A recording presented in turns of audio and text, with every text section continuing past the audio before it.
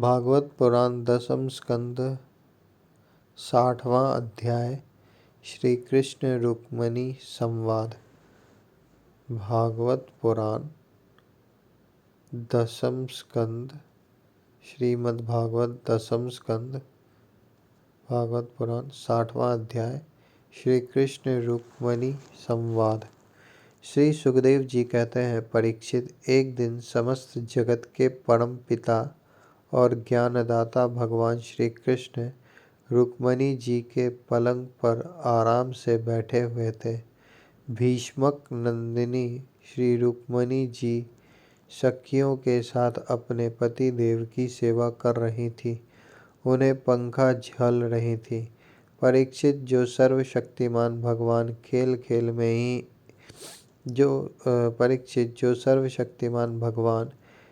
खेल में ही इस जगत की रचना, रक्षा और प्रलय करते हैं, वही अजन्मा प्रभु अपनी बनाई हुई धर्म मर्यादाओं की रक्षा करने के लिए यदुवंशियों में अवतीर्ण हुए हैं। रुक्मिणी जी का महल बड़ा ही सुंदर था। उसमें ऐसे चंदोवे तने हुए थे जिनमें मोतियों की लड़ियों की झालरें लटक रही थी। मणियों के दीपक जगमगा रहे थे। बेला, चमेली के फूल और हार महक रहे थे। फूलों पर झुंड के झुंड भौरे गुंजार कर रहे थे। सुंदर सुंदर झरोखों की जालियों में से चंद्रमा की शुभ्र किरणें महल के भीतर छटक रही थी। उद्यान में पारिजात के उपवन की सुगंध लेकर मंद मंद शीतल वायु चल रही थी। झरोखों की जालियों में से अजगर के धूप का धुआं बाहर निकल रहा था। ऐसे महल में दूध के फेन के समान कोमल और उज्जवल बिछौनों से युक्त सुंदर पलंग पर भगवान श्री कृष्ण बड़े आनंद से विराजमान थे और रुक्मिणी जी त्रिलोकी के स्वामी को पति रूप में प्राप्त करके उनकी सेवा कर रही थी। रुक्मिणी जी ने अपने सखी के हाथ से वह चंवर ले लिया जिसमें रत्नों की डांडी लगी थी और परम रूपवती लक्ष्मी स्वरूपिणी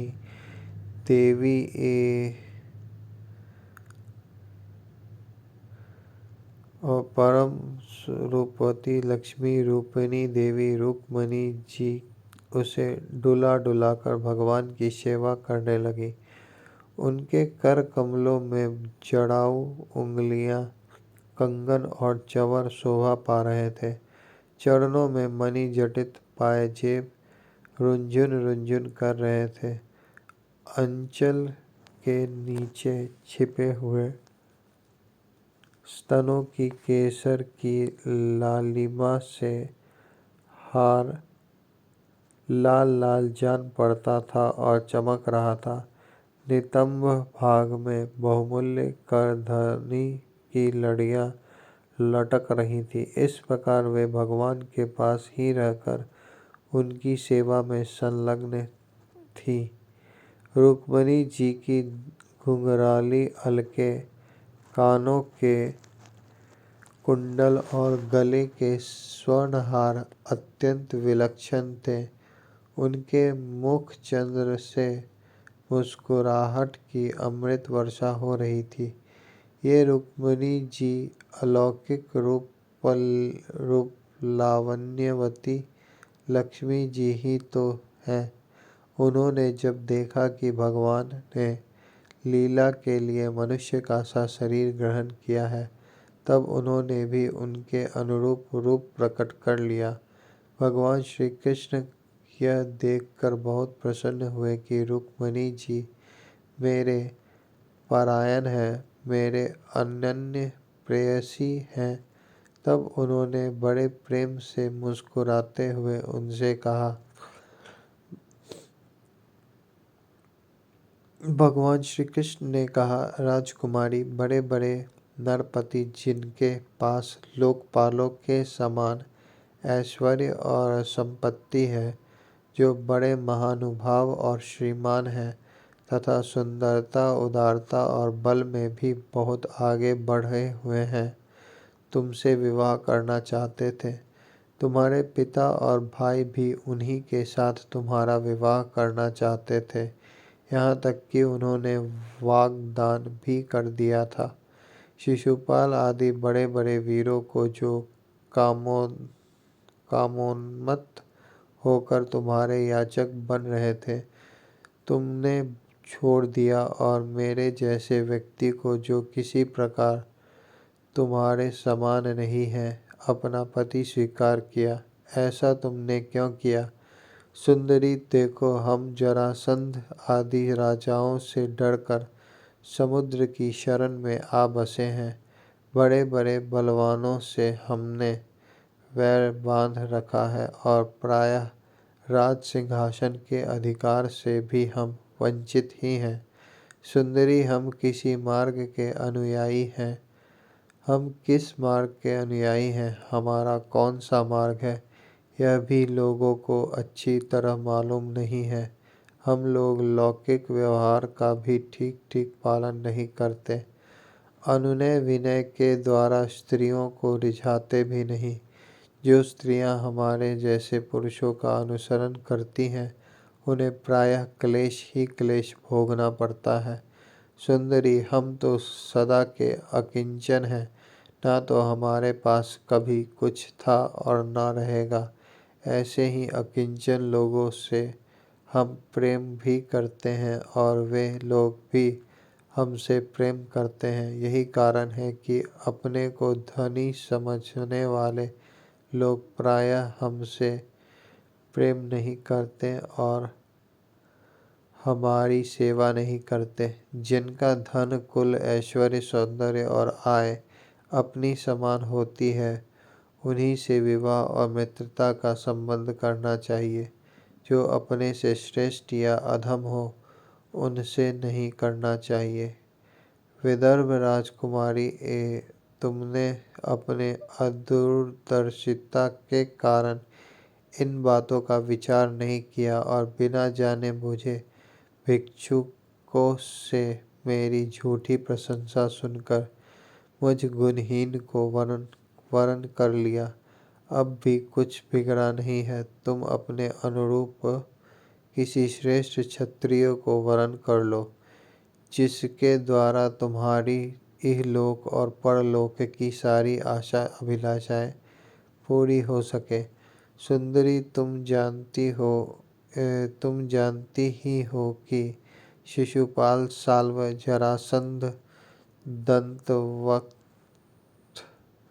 दंतवक्त्र आदि नरपति और तुम्हारा बड़ा भाई रुक्मी सभी मुझसे द्वेष करते थे। कल्याणी, वे सब बल पौरुष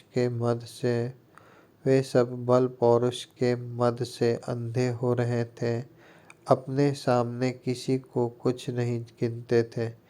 उन दुष्टों का मान मर्दन करने के लिए ही मैंने तुम्हारा हरण किया था और कोई कारण नहीं था। निश्चय ही हम उदासीन हैं, हम स्त्री संतान और धन के लोलुप नहीं हैं। निष्क्रिय और देह गेह से संबंध रहित दीप शिखा के समान साक्षी मात्र हैं। हम अपने आत्मा के साक्षात्कार से ही पूर्ण काम है कृतकृत्य हैं। श्री सुखदेव जी कहते हैं, परीक्षित, भगवान श्री कृष्ण के क्षण भर के लिए भी अलग न होने के कारण रुक्मिणी जी को यह अभिमान हो गया था कि मैं इनकी सबसे अधिक प्यारी हूँ। इसी गर्व की शांति के लिए इतना कहकर भगवान चुप हो गए। परीक्षित, जब रुक्मिणी जी ने अपने परम प्रियतम पति त्रिलोकेश्वर भगवान की यह अप्रिय वाणी सुनी, जो पहले कभी नहीं सुनी थी, तब वे अत्यंत भयभीत हो गईं। उनका हृदय धड़कने लगा। वे रोते रोते चिंता के अगाध समुद्र में डूबने उतारने लगी। वे अपने कमल के समान कोमल और नखों की लालिमा से कुछ कुछ लाल प्रतीत होने वाले चरणों से धरती कुरेदने लगी। अंजन से मिलने हुए काले काले आंसू केसर से रंगे हुए वक्षस्थलों को धोने लगी। मुंह नीचे को लटक गया। अत्यंत दुखों के कारण उनकी वाणी रुक गई और वे ठिठकी सी रह गई। अत्यंत व्यथा, भय और शोक के कारण विचार शक्ति लुप्त हो गई। वियोग की संभावना से वे तत्क्षण इतनी दुबली हो गई कि उनकी कलाई का कंगन तक खिसक गया। हाथ का चवर गिर पड़ा। बुद्धि की विकलता के कारण वे एकाएक अचेत हो गए। केसर बिखर गए और वे वायु वेग से उखड़े हुए केले के खंभे की तरह धरती पर गिर पड़ी।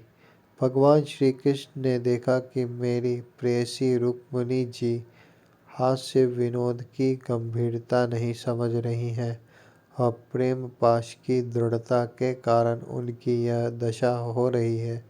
स्वभाव से ही परम कारुणिक भगवान श्री कृष्ण का हृदय उनके प्रति करुणा से भर गया।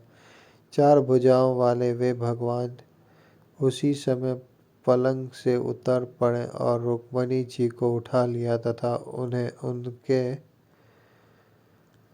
तथा उनके खुले हुए केशपाशों को बांधकर अपनी शीतल कर कमलों से उनका मुंह पोंछ दिया। भगवान ने उनके नेत्रों के आंसू और शोक के आंसुओं से भीगे हुए स्तनों को पोंछकर अपने प्रति अनन्य प्रेम भाव रखने वाले उन सती रुक्मिणी जी को बाहों में भरकर छाती से लगा लिया। भगवान श्री कृष्ण समझाने बुझाने में बड़े कुशल और अपने प्रेमी भक्तों के एकमात्र आश्रय हैं। जब उन्होंने देखा कि हास्य की गंभीरता के कारण रुक्मिणी जी की बुद्धि चक्कर में पड़ गई है और वे अत्यंत दीन हो रही हैं, तब उन्होंने इस अवस्था के अयोग्य अपनी प्रेयसी रुक्मिणी जी को समझाया। भगवान श्री कृष्ण ने कहा, विदर्भ नंदिनी, तुम मुझसे बुरा मत मानना, मुझसे रूठना नहीं। मैं जानता हूँ कि तुम एकमात्र मेरे ही परायण हो। मेरी प्रिय सहचरी, तुम्हारी प्रेम भरी बातें सुनने के लिए ही मैंने हंसी हंसी में यह छलना की थी। मैं देखना चाहता था कि मेरे यों कहने पर तुम्हारे लाल लाल होंठ प्रणय कोप से किस प्रकार फड़कने लगते हैं।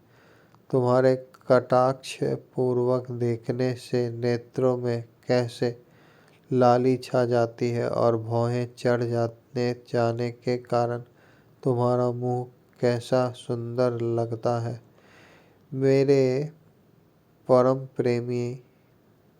प्रिय सुंदरी, घर के काम धंधों में रात दिन लगे रहने वाले गृहस्थों के लिए घर गृहस्थी में इतना ही तो परम लाभ है कि अपने प्रिय अर्धांगिनी के साथ हास परिहास करते हुए कुछ घड़ियां सुख से बिता ली जाती है। श्री सुखदेव जी कहते हैं, राजन, जब भगवान श्री कृष्ण ने अपनी प्राण प्रिया को इस प्रकार समझाया बुझाया, तब उन्हें इस बात का विश्वास हो गया कि मेरे प्रियतम ने केवल परिहास में ही ऐसा कहा था। अब उनके हृदय से यह भय जाता रहा कि प्यारे हमें छोड़ देंगे। परीक्षित, अब वे सल्लज हास्य और प्रेमपूर्ण मधुर चितवन से पुरुष भूषण भगवान श्री कृष्ण का मुखारविंद निखारती हुई उनसे कहने लगी। रुक्मिणी जी ने कहा, कमल नयन, आपका यह कहना ठीक है कि ऐश्वर्य आदि समस्त गुणों से युक्त अनंत भगवान के अनुरूप मैं नहीं हूँ। आपकी समानता मैं किसी प्रकार नहीं कर सकती। कहाँ तो अपनी अखंड महिमा में स्थित तीनों गुणों के स्वामी तथा ब्रह्मा आदि देवताओं से सेवित आप भगवान, और कहाँ तीनों गुणों के अनुसार स्वभाव रखने वाली गुणमयी प्रकृति में। कहाँ तो अपनी अखंड महिमा में स्थित तीनों गुणों के स्वामी तथा ब्रह्मा आदि देवताओं से सेवित आप भगवान, और कहाँ तीनों गुणों के अनुसार स्वभाव रखने वाली गुणमयी प्रकृति में, जिनकी सेवा कामनाओं के पीछे भटकने वाले अज्ञानी लोग ही करते हैं। भला मैं आपके समान कब हो सकती हूँ?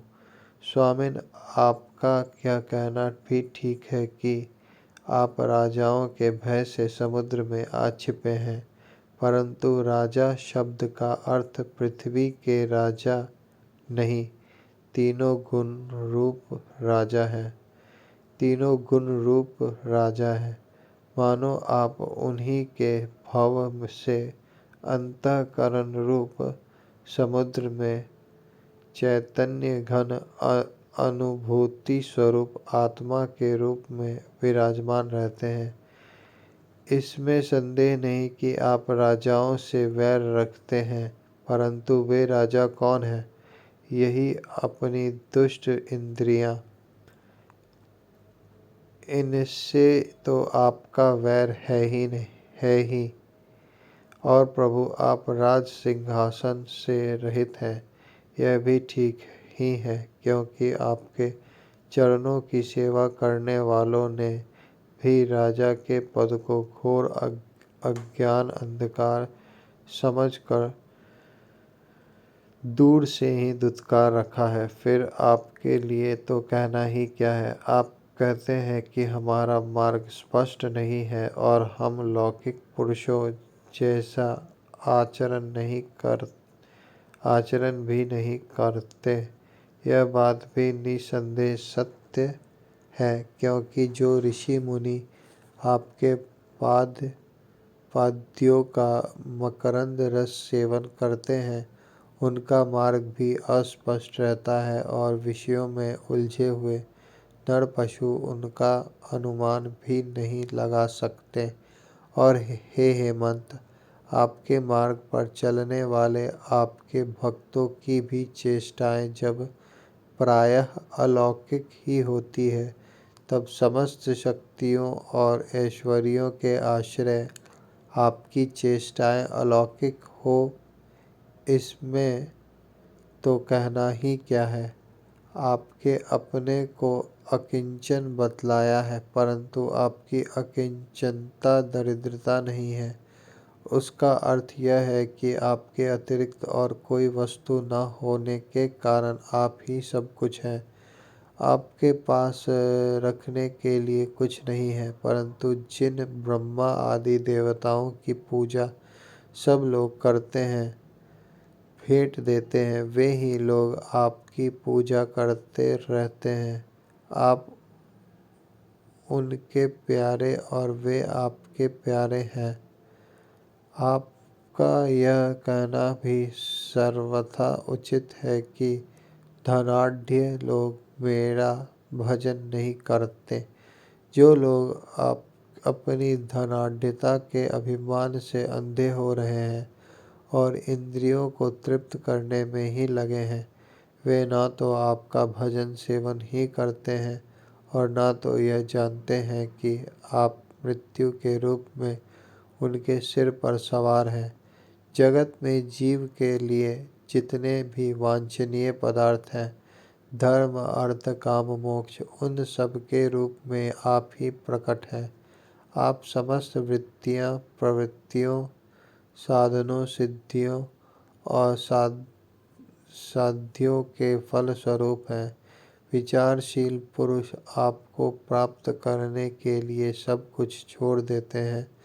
भगवान, उन्हीं विवेकी पुरुषों का आपके साथ संबंध होना चाहिए। जो लोग स्त्री पुरुष के सहवास से प्राप्त होने वाले सुख या दुख के वशीभूत हैं, वे कदापि आपका संबंध प्राप्त करने के योग्य नहीं हैं।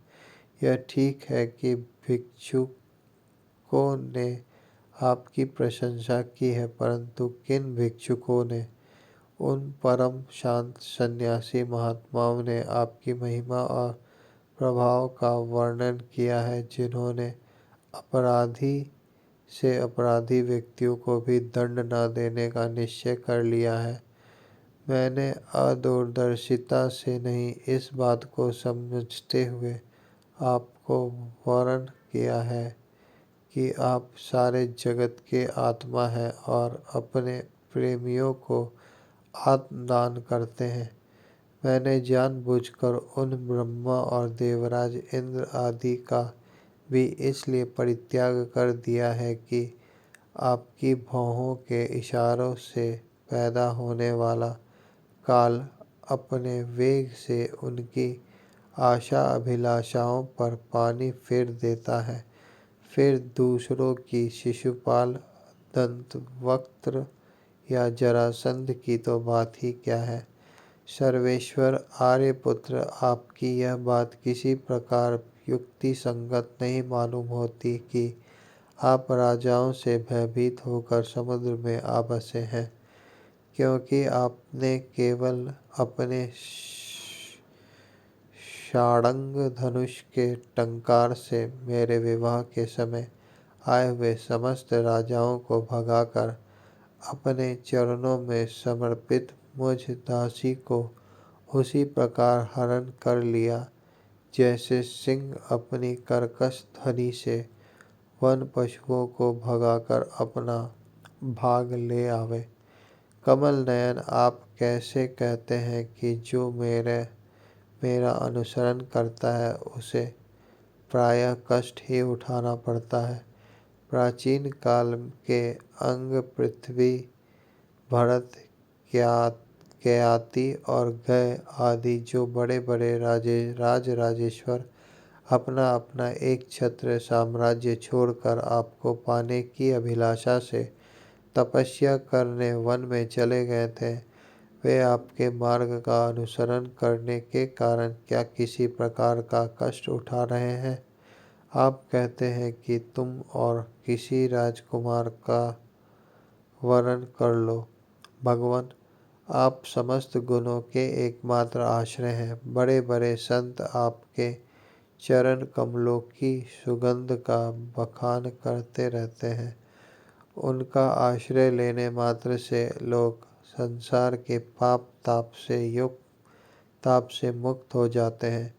लक्ष्मी सर्वदा उन्हीं में निवास करती है। फिर आप बतलाइए कि अपने स्वार्थ और परमार्थ को भली भांति समझाने वाली ऐसी कौन सी स्त्री है जिसे एक बार उन चरण कमलों की सुगंध सूंघने को मिल जाए और फिर वह उनका तिरस्कार करके ऐसे लोगों को वर्ण करे जो सदा मृत्यु, रोग, जन्म, जरा आदि भयों से युक्त है। कोई भी बुद्धिमती स्त्री ऐसा नहीं कर सकती। प्रभु, आप सारे जगत के एकमात्र स्वामी हैं। आप ही इस लोक और परलोक में समस्त आशाओं को पूर्ण करने वाले एवं आत्मा है। मैंने आपको अपने अनुरूप समझकर ही वर्ण किया है। मुझे अपने कर्मों के अनुसार विभिन्न योनियों में भटकना पड़े, इसकी मुझको परवाह नहीं है।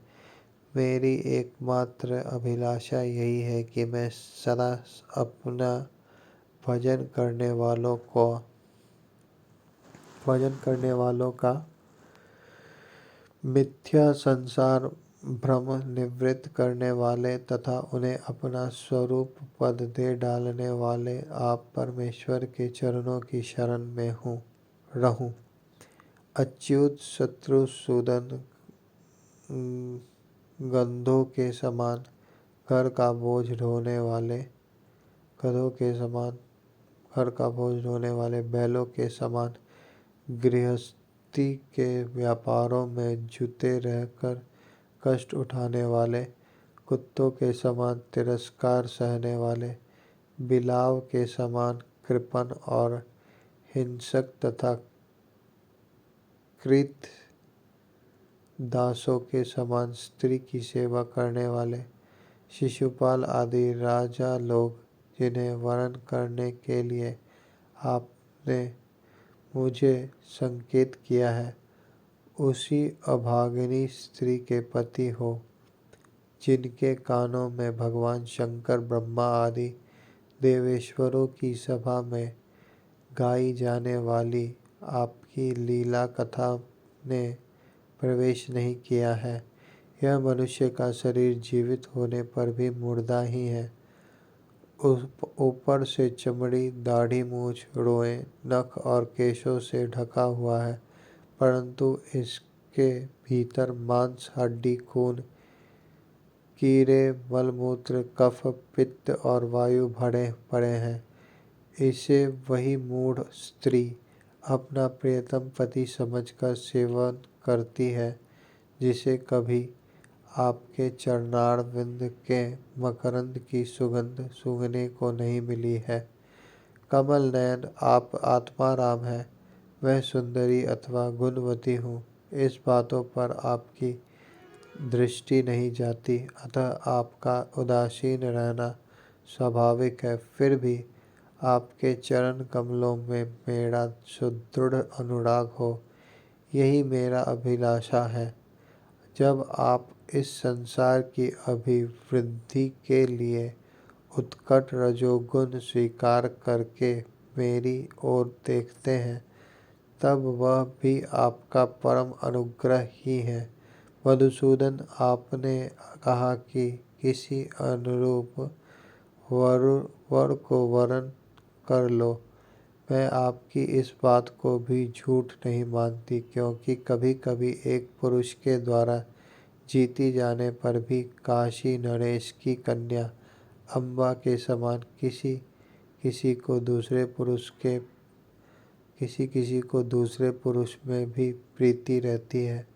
उल्टा स्त्री का मन तो विवाह हो जाने पर भी नए नए पुरुषों की ओर खींचता रहता है। बुद्धिमान पुरुष को चाहिए कि वह ऐसी उल्टा स्त्री को अपने पास न रखे। उसे अपनाने वाला पुरुष लोक और परलोक दोनों खो बैठता है, उभय भ्रष्ट हो जाता है। भगवान श्री कृष्ण ने कहा, साध्वी राजकुमारी, यही बात सुनने के लिए तो मैंने तुमसे हंसी हंसी में तुम्हारी वंचना की थी, तुम्हें छकाया था। तुमने मेरी वचनों की जैसी व्याख्या की है, वह अक्षरशः सत्य है। सुंदरी तुम मेरी अनन्य प्रेयसी हो। मेरे प्रति तुम्हारा अनन्य प्रेम है। तुम मुझसे जो जो अभिलाषाएं करती हो, वे तो तुम्हें सदा सर्वदा प्राप्त ही हैं। और यह बात भी कि मुझसे की हुई अभिलाषाएं सांसारिक कामनाओं के समान बंधन में डालने वाली नहीं होती, बल्कि वे समस्त कामनाओं से मुक्त कर देती है। पुण्यमयी प्रिय, मैंने तुम्हारा पति प्रेम और पातिव्रत्य भी भली भांति देख लिया। मैंने उल्टी सीधी बात कहकर तुम्हें विचलित करना चाहा था, परंतु तुम्हारी बुद्धि मुझसे तनिक भी इधर उधर न हुई। प्रिय, मैं मोक्ष का स्वामी हूँ, लोगों को संसार सागर से पार करता हूँ। जो सकाम पुरुष अनेक प्रकार के व्रत और तपस्या करके दाम्पत्य जीवन के विषय सुख की अभिलाषा से मेरा भजन करते हैं, वे मेरी माया से मोहित है। मानिनी प्रिय, मैं मोक्ष तथा संपूर्ण संपदाओं का आश्रय हूँ, अधीश्वर हूँ। मुझ परमात्मा को प्राप्त करके भी जो लोग केवल विषय सुख के साधन संपत्ति की ही अभिलाषा करते हैं, मेरी पराभक्ति नहीं चाहते, वे बड़े मंदभागी हैं, क्योंकि विषय सुख तो नरक में और नरक के ही समान शूकर कुकर आदि योनियों में भी प्राप्त हो सकते हैं, परंतु उन लोगों का मन तो विषयों में ही लगा रहता है, इसलिए उन्हें नरक में जाना भी अच्छा जान पड़ता है। गृहेश्वरी प्राणी प्रिय गृहेश्वरी प्राण प्रिय, यह बड़े आनंद की बात है कि तुमने अब तक निरंतर संसार बंधन से मुक्त करने वाली मेरी सेवा की है। दुष्ट पुरुष ऐसा कभी नहीं कर सकते। जिन स्त्रियों का चित्त दूषित कामनाओं से भरा हुआ है और जो अपने इंद्रियों की तृप्ति में ही लगी रहने के कारण अनेकों प्रकार के छल छंद रचती रहती हैं, उनके लिए तो ऐसा करना और भी कठिन है। मानिनी, मुझे अपने घर भर में तुम्हारे समान प्रेम करने वाली भाड़िया और कोई दिखाई नहीं देती, क्योंकि जिस समय तुमने मुझे देखा न था, केवल मेरी प्रशंसा सुनी थी, उस समय भी अपने विवाह में आए हुए राजाओं की उपेक्षा करके ब्राह्मण के द्वारा मेरे पास गुप्त संदेश भेजा था। तुम्हारा हरण करते समय मैंने तुम्हारे भाई को युद्ध में जीतकर उसे विरूप कर दिया था और अनिरुद्ध के विवाह उत्सव में चौसर खेलते समय बलराम जी ने तो उसे मार ही डाला, किंतु हमसे वियोग हो जाने की आशंका से तुमने चुपचाप वह सारा दुख सह लिया, मुझसे एक बात भी नहीं कही। तुम्हारे इस गुण से मैं तुम्हारे वश हो गया हूँ। तुमने मेरी प्राप्ति के लिए दूत के द्वारा अपना गुप्त संदेश भेजा था, परंतु जब तुमने मेरे पहुँचने में कुछ विलंब होता देखा, तब तुम्हें यह सारा संसार सोना दिखने लगा। उस समय तुमने अपना यह सर्वांग सुंदर शरीर किसी दूसरे के योग्य न समझकर इसे छोड़ने का संकल्प कर लिया था। तुम्हारा यह प्रेम भाव तुम्हारे ही अंदर रहे, हम इसका बदला नहीं चुका सकते। तुम्हारे इस सर्वोच्च प्रेम भाव का केवल अभिनंदन करते हैं। श्री सुखदेव जी कहते हैं, परीक्षित, जगदीश्वर भगवान श्री कृष्ण आत्माराम है। वे जब मनुष्यों की सी लीला कर रहे हैं, तब उनमें दाम्पत्य प्रेम को बढ़ाने वाले विनोद भरे वार्तालाप भी करते हैं और इस प्रकार लक्ष्मी रुक्मिणी जी के साथ विहार करते हैं। भगवान श्री कृष्ण समस्त जगत को शिक्षा देने वाले और सर्वव्यापक हैं। वे इसी प्रकार दूसरी पत्नियों के महलों में भी गृहस्थों के समान रहते और गृहस्थोचित धर्म का पालन करते थे।